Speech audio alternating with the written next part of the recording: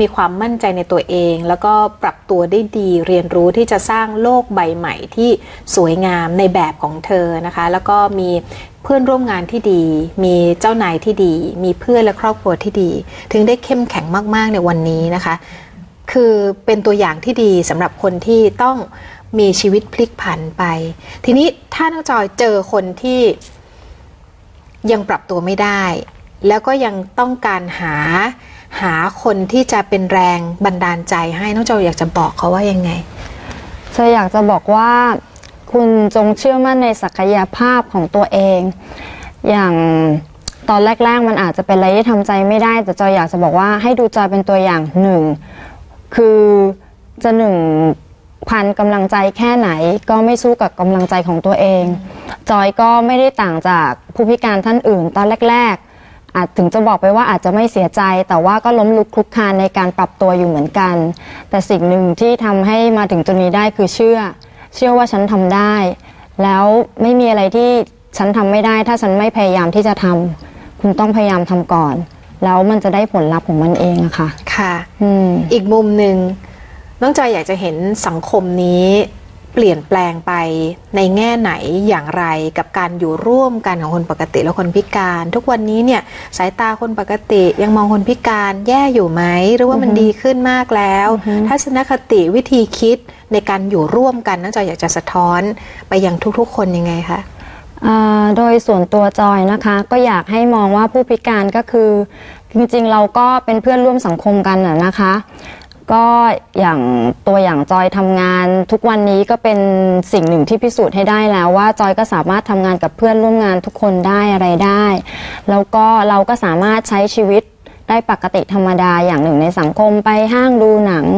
ซื้อของทำอะไรได้หลายๆอย่างผู้พิการตอนนี้สิ่งที่ต้องการคือโอกาสค่ะให้โอกาสให้เขาได้กลับเข้ามาสู่สังคมโดยการจ้างงานค่ะสร้างความมั่นใจให้เขาแล้วคุณจะเห็นว่าจริงๆแล้วผู้พิการไม่ใช่แค่คนที่จะต้องนอนอยู่บ้านหรือนอนติดเตียงอย่างเดียวค่ะค่ะเวลาคนที่มองผู้พิการแล้วก็มองว่าน่าสงสารจังเลยอะไรอย่างเงี้ยมันมีอารมณ์ความรู้สึกทัศนคติที่มองผู้พิการคือผู้ที่ด้อยกว่าหรือผู้ที่ควรได้รับการสงเคราะห์แล้วจอยวิธีคิดแบบนี้จอยคิดยังไงจอยคิดว่าอย่างหนึ่งคือเราต้องยอมรับตัวเราก่อนว่าโอเคเรามีความบกพร่องทางร่างกายจริงๆถ้าเราจะต้องขอความช่วยเหลือมันก็คือเราจะขอความช่วยเหลือแต่เราไม่ได้น่าสงสารเหมือนกับแบบจะพูดยังไงดีล่ะจอยคือเราไม่ได้น่าสงสารถึงขั้นว่าแบบโอ๊ยฉันทำอะไรไม่ได้เลยนะอะไรอย่างเงี้ยไม่ต้องมาเวทนาหรืออะไรต่างๆที่ขนาดนั้นใช่แต่ขอโอกาสขอโอกาสแล้วเราจะแสดงให้ดูว่าเราเข้มแข็งนะเราทำอะไรได้อีกตั้งเยอะเหมือนที่จอยพูดในต้นรายการนะคะว่ายังมีสมองมี2 มือพี่หนิงเติมว่ามีหัวใจที่เข้มแข็งแบบนี้ด้วยนะคะแล้วก็หลายๆคนก็เชื่อว่าน่าจะยังคงมีคนอีกมากมายที่เป็นเหมือนน้องจอยเข้มแข็งพอที่จะพิสูจน์ให้สังคมเห็นนะคะว่าเขาเป็นพลเมืองที่มีคุณค่าในสังคมได้มากขนาดไหนน้องจอยอยากจะบอกขอบคุณใครที่หรือแม้แต่กระทั่งขอบคุณเหตุการณ์ที่มันทำให้ชีวิตเราเปลี่ยนและเราเข้มแข็งขึ้นไหมขอบคุณทุกคนเลยจริงๆไม่ว่าจะเป็นเพื่อนๆครอบครัวคนทุกคนที่ทำงานที่ดีกับเรา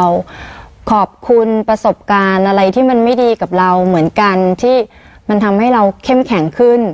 อันนั้นเป็นเหมือนกับภูมิต้านทานแบบอย่างหนึ่งเหมือนกันค่ะขอบคุณทุกสิ่งทุกอย่างจริงๆตอนแรกๆอาจจะแบบทำไม